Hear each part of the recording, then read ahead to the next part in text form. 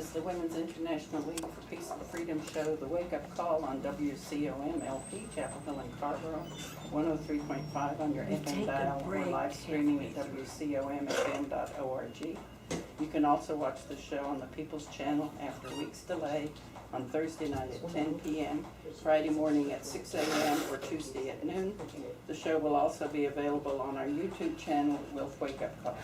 I'm Mayor Schwitzer here with our host, Lori Hoyt, and Emily Keel on the camera. Today our special guest is Tina Baker. Thanks, Iris. Before we get started, I just have a sad announcement to make. Dick Paddock, who for many years until this past couple of years did the board for our show for something like 10 years at least. And we just found out this morning that his 14-year-old grandson, Malachi, who lived in Washington, D.C., was killed a victim of gun violence. And so this has just been a real shock to all of us. And for those of you who know Dick, he's gone to Washington to be with the family there. But when he comes back, I think we need to wrap him in love and support, because this is it's a tragic thing for anybody to be shot, but when it's a 14-year-old child, it really hits your heart even harder. It's really difficult. So now we're going to change gears and get on with our show, which is going to be on a really important topic about Roe versus Wade. And we're going to meet a new person who is taking Amanda's place. And what is the name of your organization again? It's Fight for Her. Fight for Her. Thank you. Fight for Her. So that, Fight for Her. So her name is Tina Baker. Correct. And Tina's here. And before we get started about this issue, both nationally about the freedom of choice, but also internationally, we want to get to know Tina a little bit. She's brand new in this position. Yes. So you came here from, I think you said Atlanta? Yes, I've been here for about 2 months now. Oh my gosh. So I'm still very new. So you're new to the I'm area. new to the area as well too, as the job. As well. Wow. Yeah, from Atlanta. Just Big change. A big change, but it's nice. I always tell people here it's so much less stressful. Yeah. You don't have to sit in traffic over an hour to get to Where get do you live in? places. You live in I live in Durham. In Durham. Mm-hmm. Yes, I live in Durham. Very nice, very nice. I've met some great people since I've been here. Yeah, Durham has really become a much more exciting town of the I think of the whole triangle. Yeah. Chapel Hill, Durham, and Raleigh. Durham seems to be the place that's the most happening place. Yes, a lot going on there, lot definitely. going on. And very historical. I just watched a movie the other day, starring Taraji P. Henson, where I guess she befriends a Klansman here. Yes. Back in the early 70s, Yes. they were talking about school integration. Mm-hmm. And I just watching the movie and it said Durham. I was like, I live in Durham. Yeah, I was there when that all happened. Oh, wow. Yeah, there was a whole big Yeah. thing about Save Our Schools. Yeah. And I had kids in school way back then. Mm-hmm. And I went, and yes, and saw it happening in front of me. It was very, so awesome. very You witnessed interesting. history. Yeah, and didn't know that it would continue the way it did and become such a really ongoing, important friendship. And Durham, as I guess you're already finding out, is an unusual southern city in that it had it had the university, NC Central. It had a huge black insurance company, Right. NC Mutual. Mm-hmm. And so it had a thriving black middle class, Right. actually like a black Wall Street, Mm-hmm. until some years later, I think in the 70s, they pushed through The highway. the highway, Yeah. you know, and Right. which they do in a lot of places, and decimated Yeah. right in the middle of the black business district, and Right. it's never been the same. Yeah, all in the name of improvement, but we won't go into that history. But Whole nother story. it's a sad Yeah, story that's it is. replicated in many places, So, but Durham is now revitalizing It is, itself, very and much. for all diverse, very diverse. Mm-hmm. Yeah, so you're in a very, very exciting place. Yeah. So 2 months, oh my gosh. So you came to take this job here Mm-hmm. with Fight for Her. Definitely. And is your background in activism or? Well, it's a little bit of everything. Uh-huh. I attended law school, graduated in 2017, and had everything planned out. Like I wanted to practice law and work in like for the Innocence Project, or getting people wrongly convicted people out of prison.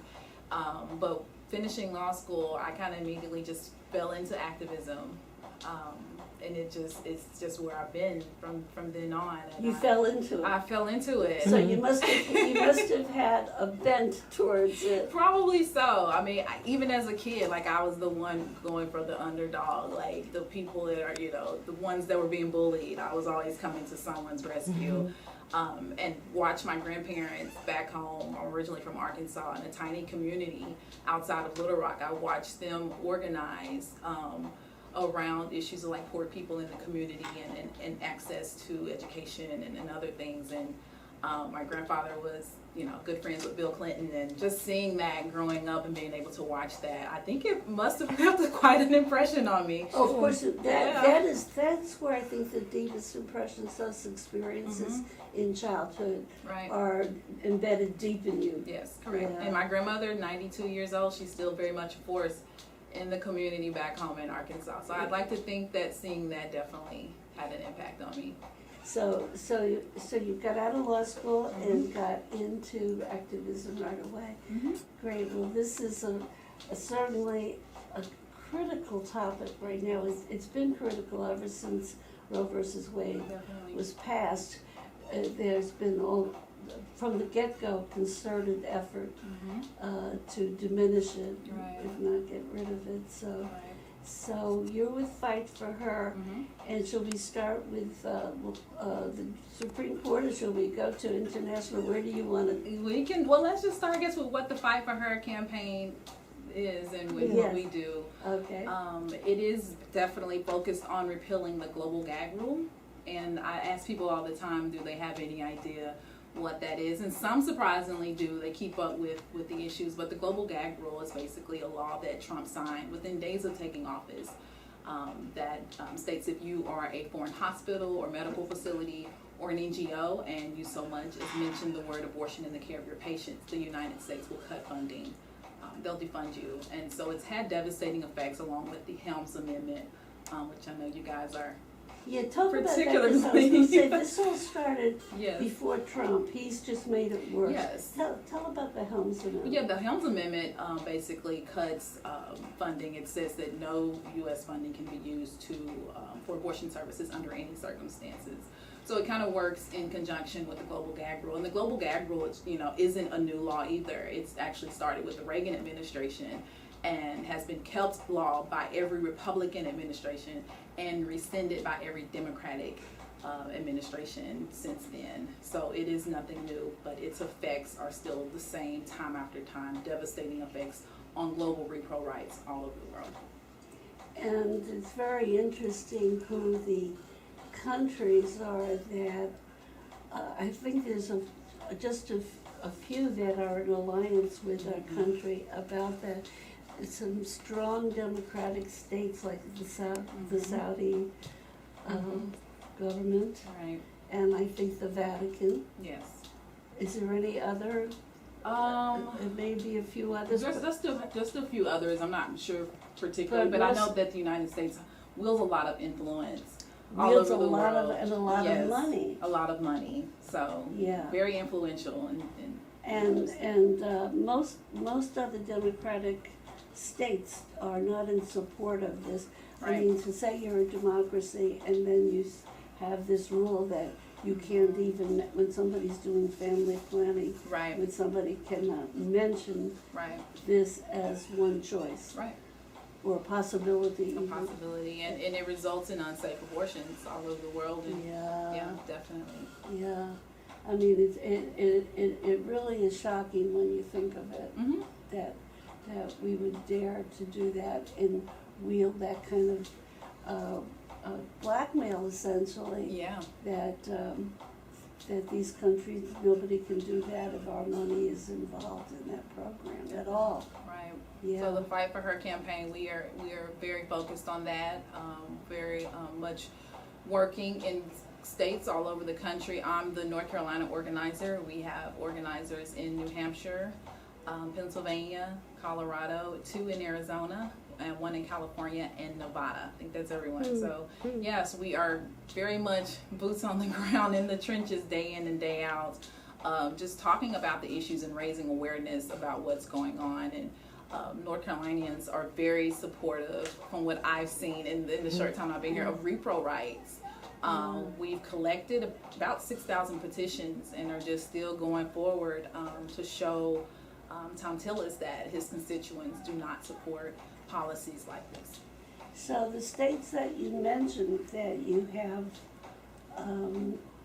allies or workers in, these are the states that are the most conservative about? Conservative and either have like their representatives are, against repro rights. There are very specific reasons why we target those states. And Yeah, I was going to say. Well, yes. So this state, which does not have Medicare expansion, which does not have a lot of things, is one of the states that has to be targeted to kind of educate people what this is about. Yeah. Yes, so I'm here to agitate Thom Tillis. So I guess you know about Tuesdays with Tillis. Yes, I actually went yesterday. Yeah, Iris is real involved with Yeah, that. it was amazing. They're going to postpone it, I believe, with the outbreak of the coronavirus. So it's going to go online, from what I heard, for a bit. But it was just so great to see the people out there, the people power that's here. It's amazing. There's a couple of organizations, Iris and many with the Raging Grannies. The Raging Grannies were there. And then yesterday. Indivisible, and maybe there's some others, Iris, I don't know. I think it's sponsored by Indivisible. Indivisible, yeah. So that, it's been going on for, 3 years? 60-something weeks, yeah. consecutive weeks. Yeah, That's amazing. that, it is amazing. People have not given up, and take turns and it's just, and let's hope that maybe they won't have to be doing it soon, maybe. Hopefully. We have hopes. Yes. We have hopes Yes. that we'll have a new senator, we'll see. So you did go yesterday. I did. That was actually the first time I was able to go. In between, like getting here, getting settled in, and setting up at the campus, because my work is primarily done out of UNC right here in Chapel Hill. Is it? That's where like my volunteer base is, and they are amazing. Like Makaya Wilson, Noah Taylor, Gloria Hope, Darlene, like they are amazing, and they've done a We're lot of giving work. them a shout out. Giving them a shout out because they work so hard, and they're always there when I call them. We petition, it's grueling work, but for them to be, young people and have such a heart for this issue, it's like I have hope for our future. So this is a university. Is that where a lot of your prime focus is? A lot of the work is, but I also work within the community. So we are definitely always open to coalition and community building. And I think that helps us build our people power and get the awareness out there even further. So kitchen table conversations are my favorite, and I find that in this work, those 101 authentic conversations really make a difference, because people have questions and they may not understand, and when you meet them where they are and explain to them, I find that there's a transformation for the better. So universities, community-based organizations, you're available. And in different community events, like we are looking to, I know Pride is coming up in Raleigh in April. I'm not sure what the plans are with the virus outbreak, but April 1st, I believe. So we're looking to go there and join Pride events and just different festivals wherever we can get in, where there's like some kind of alignment or, collaboration possibilities. We are there. And what about with organizing? What about churches? Yes, I'm very open to churches. I think a I lot think of churches yes. would be open. Yes. You know, there's a lot of very open-minded churches. Not all of them. Many are not, but there's many that are, particularly around here and in Durham and in Raleigh, I would think. Yeah. And that can be like a good where the word gets spread very much. Yes. You know, it's in the church bulletin. That's a good idea. Very good idea. Yeah. So you're getting started and building on what Amanda got Yes. started. Building on what it Yeah. is. Have you met her? I have not met her face to face. We've had conversations, Yeah. and we text every now and then. I may text her if there's So something she's happening. already gone on. She's to already the- gone, but we do keep in touch, and she did tell me to tell you guys hello, and she misses you. Oh, yes, yeah. So what are your other plans then with getting this going? I mean, how is it going? Well, it's going very well. I think the main issues that I've come across is because we're discussing global reproductive rights. People want to know, like, why should I care?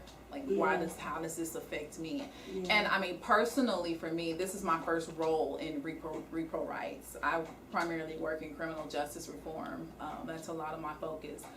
But for me personally, I've been affected, you know, by this issue. And, you know, I can remember being an 18, 19-year-old girl in college at Arkansas State and come from a very religious family. And I was a virgin going into college, but I knew at some point that I was going to become sexually active at some point.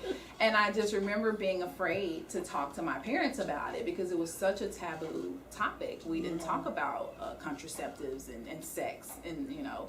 So I remember starting a work study job to help pay, you know, other bills and have extra spending money. And my boss, whose son was supposed to start college with me. I didn't know him, but she mentioned him and said that he in fact had joined the military because his girlfriend got pregnant.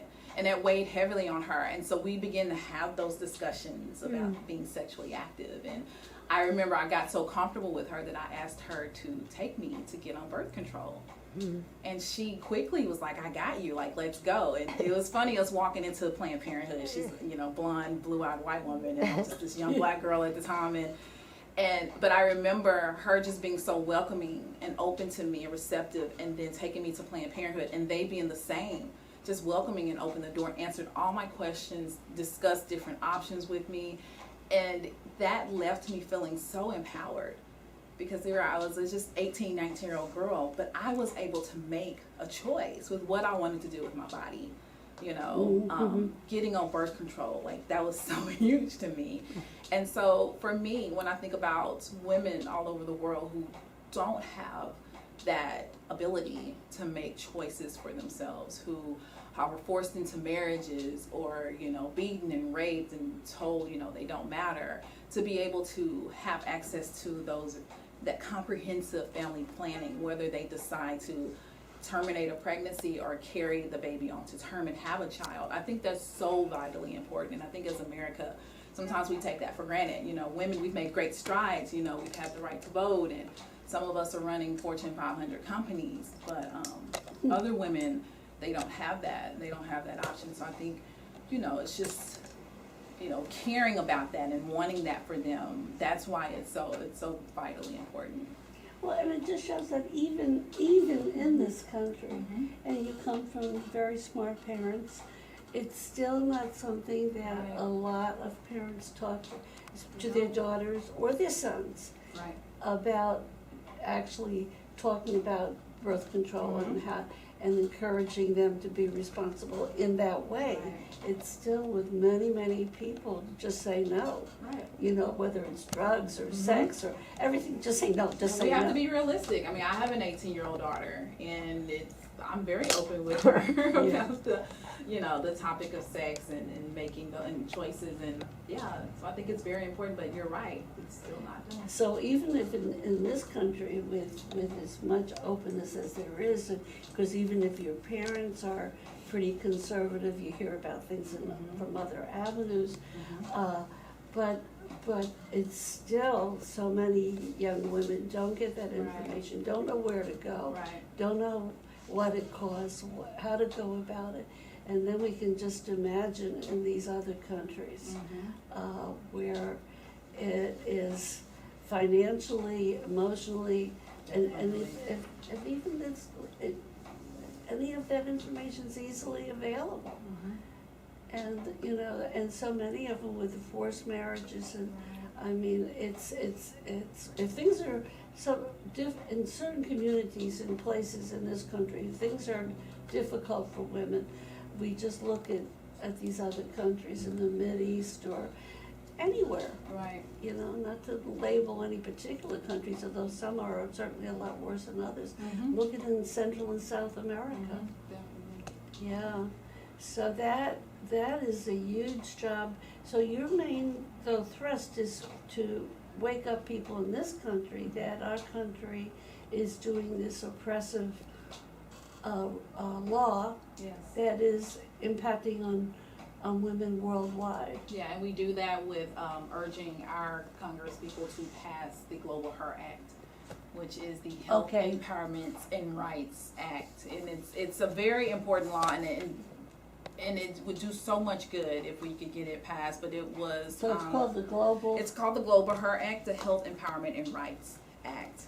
And basically what it would do is it would repeal permanently the global gag rule, so it would end that back and forth of it being implemented and then taking out of law.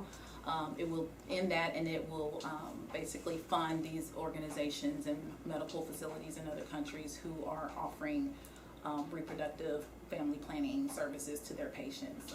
But our heroes in New Hampshire, Janine Shaheen, I always have a difficulty pronouncing her name, but she is one of our main champions of New Hampshire. She is a co-sponsor of the bill, as well as Nita Lowy, who is a Democrat from New York. And right now the bill has been introduced, but it hasn't come up for a vote yet. So that's what we're also doing, is to urge our people who we come in contact with, who we make aware of what's going on, to put pressure on their Congress people and senators and representatives to call this bill up for a vote and get it passed. So some of the states that you're not having to place workers to educate people, some of the states have passed this. Well, they haven't. It's not passed. It's still waiting to come up for a vote. But right now, no. So I mean, but they would be willing. I'm sure a lot of people have come out in support of it. In the Senate, there are 46 co-sponsors. That's what I was wondering. Yeah. And then in the House, there are 171. So there's a ways to go. Ways to go. Yeah. But it's doable, definitely. I think it's very doable, and I think that if we get a change in administration, not only at the federal level, but in different states where these things are talked about in a more hopeful way. The other thing, like with media, do you have very much success with getting like articles in the Tar Heel, articles in the NNO? We're working on that now. I'm actually beginning to do a big push because of the coronavirus. I just found out literally before we were getting ready to go on air that UNC's campus has gone, I guess, virtual. They're not going to be holding classes on campus. So really? My volunteers should get ready, because we're going to be doing a lot of letter writings to the editors, a lot of digital organizing. Yeah. We have been successful in getting media hits in Pennsylvania, New Hampshire, and California, and in our other states. But we're getting ready to definitely hit it hard here in North Carolina, and we do that with writing letters, like I said, and we are planning a empty chair town hall next month. Where? We're in the planning stages of it now, so we're gonna find a location, probably in this area, close to campus, because a lot of my volunteers are college students, and we don't want to inconvenience them. So it'll probably be somewhere on campus, but we'll definitely have more information about that. But it will be coming up on the 14th, I believe. And so that would be good to get invite all the newspapers, all the media. And like you guys, definitely. I'm sure a lot of it, and this is something I'm not great with at all, but I'm sure a lot of it goes out on social media. Yes. Yeah. Yeah, we do have social media at Fight for Her. That's FIGHT, the number 4 her NC is our Instagram and Twitter. Yeah, So, because I was just realizing that, I was trying to think how word gets out and how people who are not in college can get to hear about these things. And Yeah, definitely. And the website also is www.iwillfight4her.org. And there's so much information. that's how active, yeah. Yes, I will fight for her, 4.org. And if anyone in the community wants to get involved, of course, you can reach out through our social media handles and check out that website. And I can also give my email address and phone number as well for people that are, wanting to get involved, whether that's petitioning, which is very important. It's vital because it builds our people power. And what do you need to defeat Donald Trump in the 2020 election? Is people power. It's going to take all of us, boots on the ground, just out there, talking about the issues and having those one-on-one conversations. So definitely, if you're wanting to get involved, I think, we focus on global repro rights, but we will also be out here working and canvassing and trying to get out the vote, definitely. Well, so when you go to Tuesdays with Tillis, you bring petitions Yes. and information, because several people go to do that, and several people, I'm sure, are walking by. Mm-hmm. So that's a great, yeah. Great avenue. And we usually have some festivals on, I'm not, with the coronavirus, you're not sure what's gonna happen, but there's usually, some, in the spring, Chapel Hill and Hillsborough and all the places around here, there's usually, the Shakori Hills has a big music festival out in the country. Yeah, we go everywhere. Farmers And markets.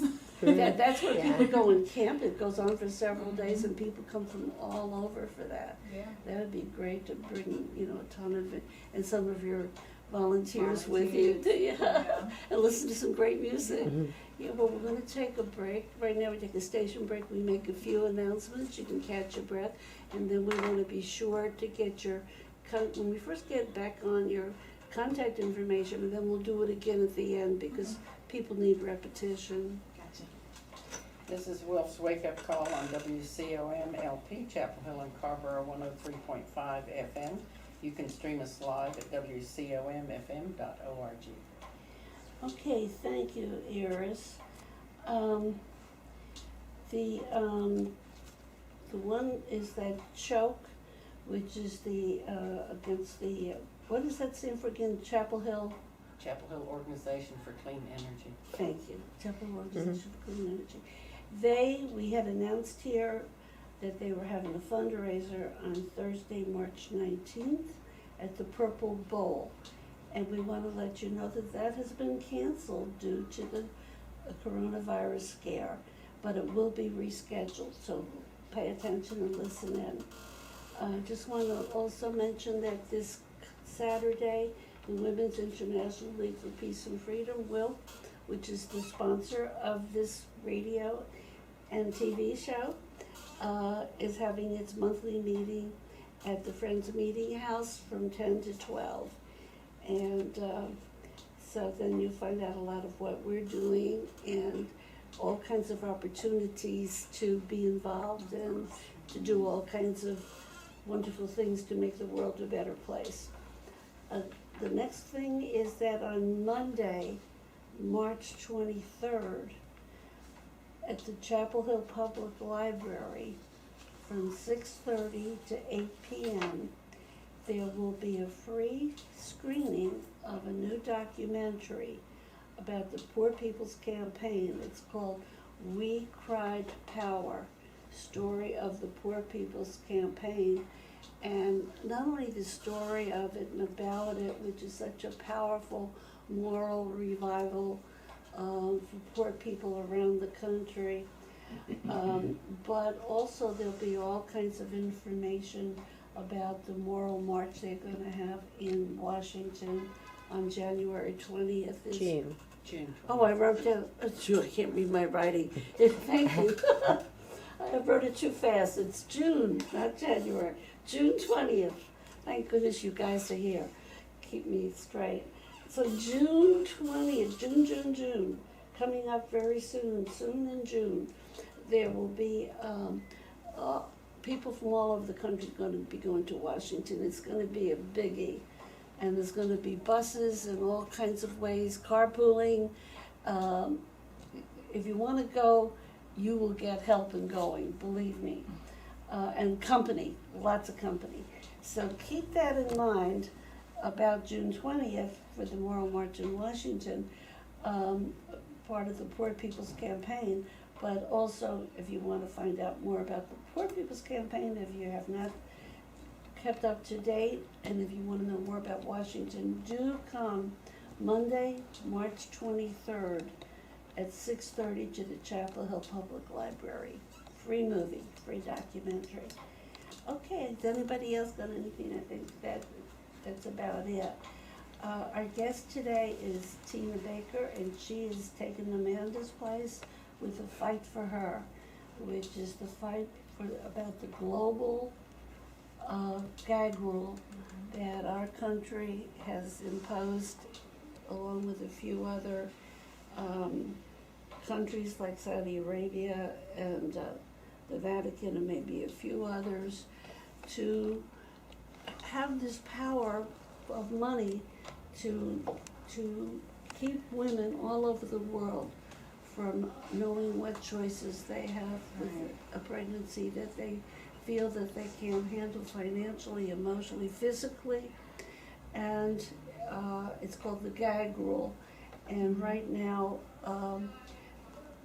they're trying to drum up support to get a bill through Congress that we don't do that. A democracy should not be gagging people from being able to talk about this. And this is all the different organizations that depend on UN money to educate women in countries all over the world, Central, South America, Middle East, all these countries, many of these poor countries, Africa. And these people, it doesn't have to be an American organization, but if they're getting money that our country has any involvement with, they are not allowed to mention.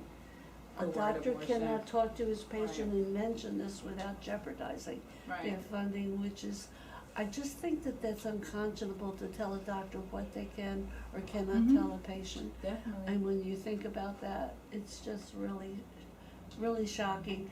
And I think the work that you're doing, the more people that understand what that really means, I think you'll have a lot of support. Knowledge is key.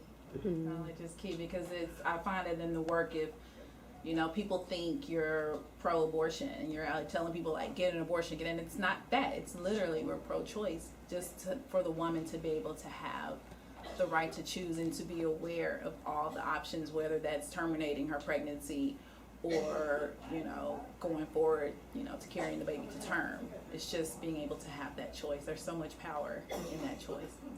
So and just like you were saying, when you went to Planned Parenthood, and I know when I went years ago to Planned Parenthood, to just know what your choices are is so empowering. Right. So that and because I was very ignorant. I was married with already a baby, actually a couple of them, and I had been brought up a Catholic. I was totally ignorant. This is many, many, many years ago.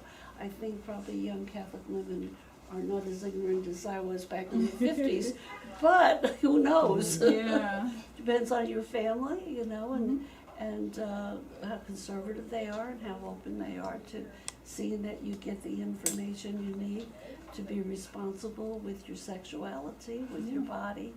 And so many women go through things like this, as you talk, back to generations. Like me and my mom were having a discussion the other day, and she just casually mentioned, like I was on birth control. Like I was like, you were, and it's like, I guess it's not uncommon, but just to hear her say that and like, gosh, we can identify across generations, about like, being on birth control or even having to choose to, have an abortion. It's just, we all can identify there's that common thread between generations. Yeah. So you did not, she never shared that. She never mentioned it, and she just casually kind of threw it in conversation, and I was just like, oh, okay. But that shows that barrier for a lot of parents. Even then, if they were pretty enlightened and knew what to do, that they didn't share that with their daughter. Yeah. And I guess I just hope It's just that, really taboo topic, and it doesn't yes, have to it be. is taboo, It and doesn't it have to shouldn't be. be. Yeah. So definitely. Yeah, so we've been talking about the international scene. There's also, and we mentioned earlier, struggle in this country. I don't know if you want to talk at all about, as a lawyer, the Supreme Court. Yeah, There's now been a definitely. case brought there that they're hoping to kind of sneak in the Yeah. back door to further limit. A woman's access, definitely. So, what was that? March 4th was the day that the Supreme Court heard the Louisiana case. I think And, so, yeah. But they enacted the law in 2014, and basically, if it had been held constitutional, it would have shut down all but I believe about one abortion clinic for the Yeah. entire state. And that just blows my mind at the attempt to just the outright attack on a woman's right to choose and access to abortion. But it's very similar. It takes me back to my days in law school that when Texas tried to pass that HB2 bill, and there were two provisions in that law. One where these abortion clinics had to reach the level of ambulatory surgical centers, essentially, which was ludicrous because a lot of women, took pills for the abortion and went back home. And then the other provision is where they had to have visiting privileges at hospitals within X amount of miles from the clinics, and it was just, outright ludicrous for them to even try to get that law passed. But the Supreme Court ruled on that actually while I was in law school, ruled that unconstitutional about 4 years ago. And isn't that similar to what the case is now? Very similar. That's the same, that one provision about the practicing privileges, visiting privileges at a nearby hospital. Yeah. Yeah, that's the provision that Louisiana put in, and that's the provision that is at issue. The practicing privileges, and They spend a lot of their brilliant minds trying to figure out any little wedge right. to keep a woman from having that choice and being able to have a place where she can exercise that choice. Right. If you're down to one place you can get an abortion in the whole state, Right. that cuts out a lot of women right there. I mean, Mm-hmm. so we're still fighting that battle Still fighting it. in this country, and It's just the chipping away. It's just the Republicans' attempt, these conservative states' attempt to chip away at the rights guaranteed from Roe and subsequent abortion cases where the Supreme Court has articulated clearly that, while the states do have an interest in women's abortions, and a safety interest for the safety of the woman, that they cannot by no means present a substantial burden or undue obstacle in her way of access to an abortion. And I think that, what they're doing is just trying to literally chip away at that to absolutely. deem, Roe useless. and when I think about it, that's what they do with affirmative action. Right. Something gets passed that everybody's happy about, Right. and they don't like it Mhm. because they feel it's giving too much to people that they don't want to give anything to, Right. and they chip away at that. I mean, and look at Obamacare, Mhm. at the Affordable Care Act. They keep taking every little thing to court, and now they've chipped away a lot with that, where it doesn't have a broader group, would keep the insurance rates down, where people who don't want to get any insurance don't have to, and so therefore it keeps the pool down, which makes it more expensive. Yeah. Keeps the younger, healthier people out Mhm. who say, "Gee, I'm so healthy, I don't really need Yeah, insurance." exactly. So they do that with every time we think we've made a social advance. They can't stand it. They can't, and they come back, and it's just like Trump is like went back and tried to chip away at everything and reverse everything that Obama Yeah, put in. Yeah. he did. Mhm.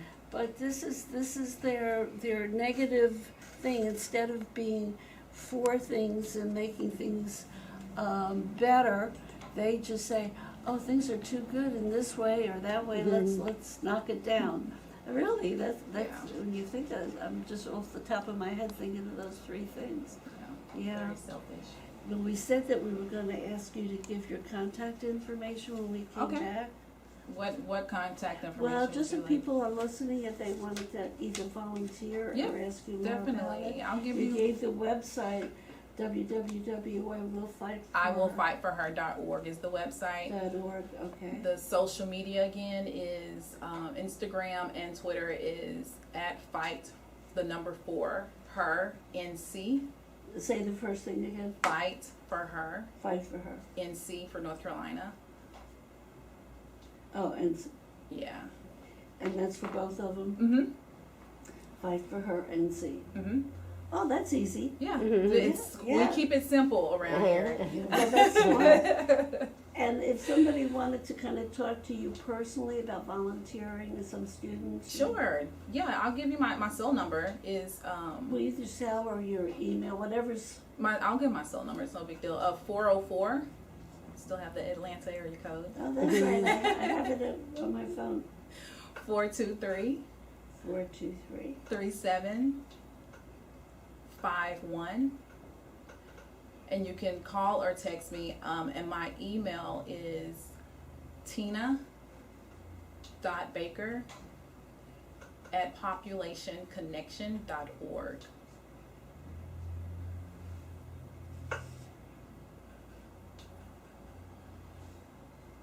What does Population Connection have to do?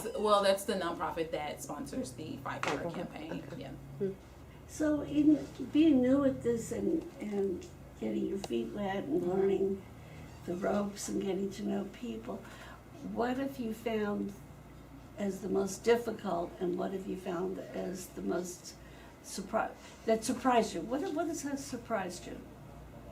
Just about this role or just being here? Either way, I mean, you Well, can tell about both of them. I think with the role is being, working out of UNC, I'm just surprised at the amount of support. Even if people, like the kids on the campus don't have time to sign a petition, they are like, I support what you're doing. And, they're very amped about the work. On the 2nd of March, we celebrated She Decides Day, which is a global movement that celebrates women and girls all over the world, like their right to body autonomy and right to make, choices and decisions for their lives. And I love that She Decides. She Decides, and it was an amazing time, and we did what was called a speak out. So it's essentially me and a group of students out there with a bullhorn. And we were just sharing stories about women all over the world and the plight that they go through. And we got such a warm reception from that. And it was just really surprising. So I guess just the fact that the amount of support for the cause. Yeah. And then just in general, being here, everyone speaks. Like, everyone speaks to me. And it kind of, at first I was like weirded out a bit, but I told my dad, I was like, this lady, she bumped my cart and then she touched my hand. It's like, I'm so sorry. I told my dad I want to cry. Like, that was just so sweet to me. The fact, just the care and concern that she showed because she bumped my grocery cart. But just being here and how friendly and open and helpful everyone's been, that's one thing that surprised me with doing the work. But like I mentioned earlier, this is my first repro rights role. I before did a lot of criminal justice reform work, digital organizing. As I mentioned before we got online, doing the work for an Oklahoma death row inmate by the name of Julius Jones, who's been on death row for 20 years. We just filed a petition for clemency. His story was featured on a docuseries called The Last Offense that was produced by Viola Davis. So that's how I found out about his story. But since then, there's been a groundswell. I've managed the campaign, started an international writing campaign, got people from all over the world to write letters to the governor of Oklahoma, as well as the Partner Pro boards. We have Kim Kardashian on board now, tweeting up a storm for us. So just a lot of that work is where it all started. So you have a lot of, that's all organizing. It's all organizing, but this is my first repro rights role, and it has definitely touched me. Being a mom, I have 2 daughters, one 18, one 9. You look way too young. And I have a 12-year-old son, and just being able to do this work, and my great niece, Aliana, she's 4 years old in Texas. This is why I do it, and repro rights is something also just really special to me. Yeah. Being able to do it has been awesome. Yeah, and having a daughter really makes you. You're more cognizant, definitely, because you don't want them living in a world where they have to worry about that. No, and you Yeah. think of the daughters all over the world and these mothers struggling. Right. Yeah. What were when you were telling the stories? What were some of the countries that you were, or want to tell a couple of those stories? Yeah, there's I think it's important to mention that with the effects of the global gag rule, the continent of Africa has been really hard hit by Trump implementing this odious policy. Particularly family health options in Kenya. They often see clients who are desperately ill from unsafe abortions gone wrong. They don't provide abortions, but rather they refer women to where they can get safe, free abortions. And one girl in particular, the nurse who runs that clinic, told the story of a young girl who came in. She was pregnant as a result of a rape by her uncle. And she was afraid and just didn't have money, didn't have hope, and she wanted to basically kill herself because in her community, incest is an abomination. So she was very fearful of being ostracized as a result of being raped and carrying the baby of her uncle. So instead of the victim being supported, they're ostracized. Ostracized. Definitely. Distance from So it had gotten her into such a depressed state, and she came into family health options in Kenya just at the end of her rope, and they were able to refer her to a clinic where she was able to get a free, safe abortion, and basically just turned the path of her whole life was turned because she was able to get an abortion and not have to deal with the stigma and the stress of being ostracized, not just only ostracized by her family, but fear of retaliation from what her uncle might do once he found out that she told her, And so, her daughter would probably be ostracized. right, too. the child, So it's a ripple effect, essentially. Also, at Family Health Options, they will lose about almost 60% of their donor funding. They've had to cut back on mobile outreach clinics. If they didn't get this money. Right. There's been a reduction already in mobile outreach clinics where they would go out 4 times a month. They've cut down to going out once a month. They've seen a rise in sexually transmitted infections.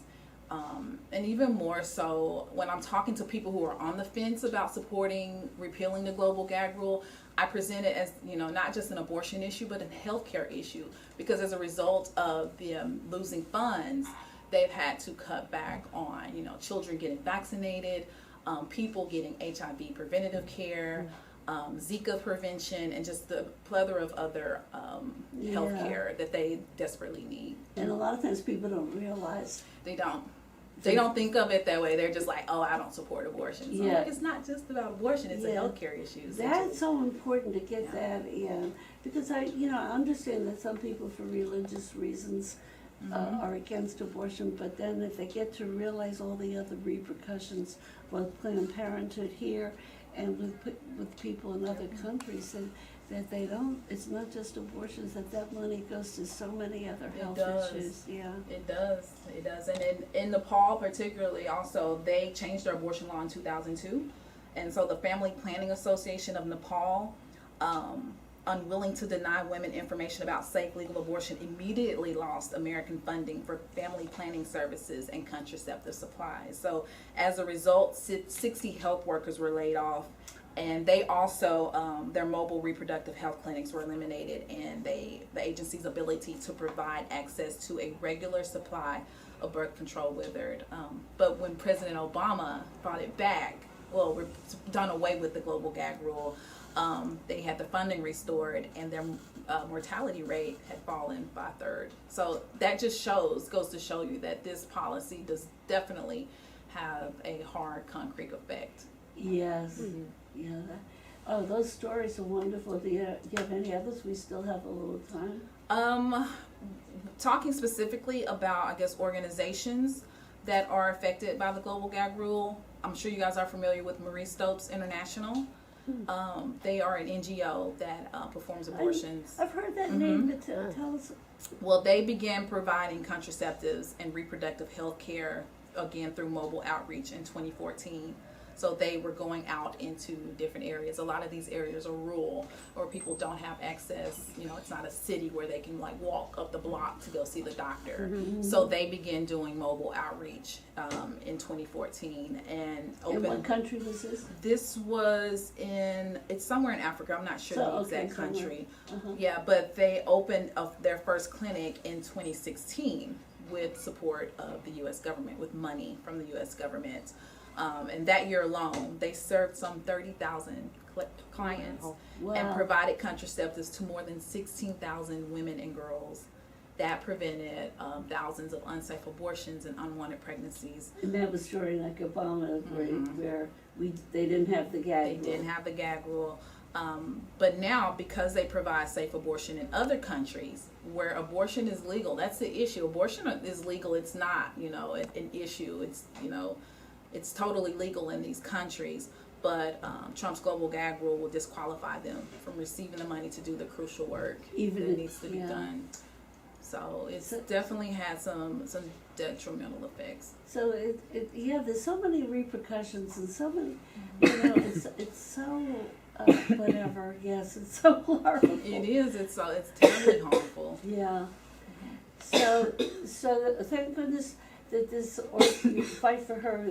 Or are there other allied organizations working with you on this gag rule? Or are you the main one? We're the main ones focusing on the global gag rule. There are other organizations that are more national, like based in DC. That, from what I've seen, and there may be some other ones closer. Yeah. But from what I've seen, we're the only ones. But we do a lot of work with Planned Parenthood, and Danny Hopper is the organizer there. She's amazing. If you guys have never met her. And of course, the amazing Tara Romano over at NARAL.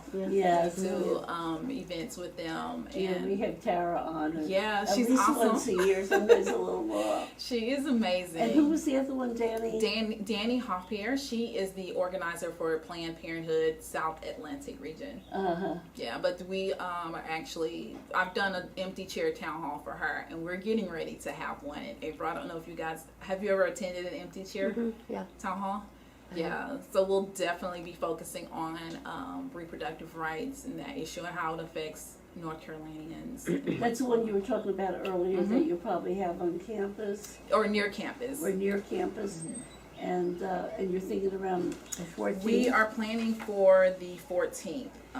So Depending on the coronavirus. depending on it, yeah, we had originally scheduled it for the beginning of February, but we kind of wanted to push it back to kind of give this virus a chance to see what it's going to do, like what's going to happen next. So we're So we'll hear about it? You'll hear about it on social media, and I will, of course, let you guys know because we do want a media presence there. So I'll definitely be in touch and let you guys know. The students are helping me plan, so this should be fun.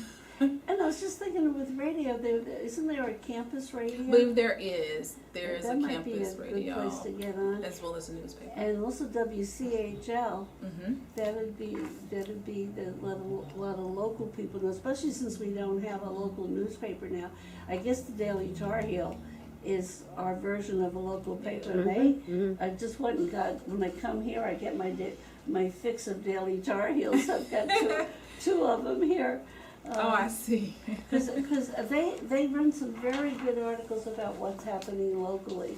They're a darn good little newspaper.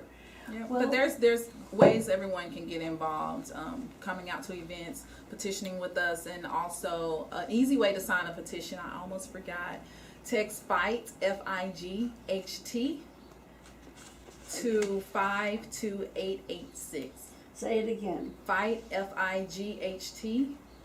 Text that to 52886, and you'll be able to sign a petition and show your support. And it's an easy, measurable way you can get involved. Everyone can help, whether it's petitioning or hosting a kitchen table conversation. Like I said, so much is at stake, and the petitioning, although it can be a lot on, it definitely builds people power because it's an important year. And Well, to take the time and sign puts it in your mind, and you've taken a physical action, and I think the act of writing really makes things sink in much more than talking a lot of times. So, okay, we've been talking to Tina Baker about Fight for Her, about the global gag rule, And her number, let me see, so you can go to Instagram and what's the other, The Instagram and Twitter are the same Twitter. handle. Oh, okay, Mhm. Fight for Her, NC, That's the number 4. yeah, and with the number 4.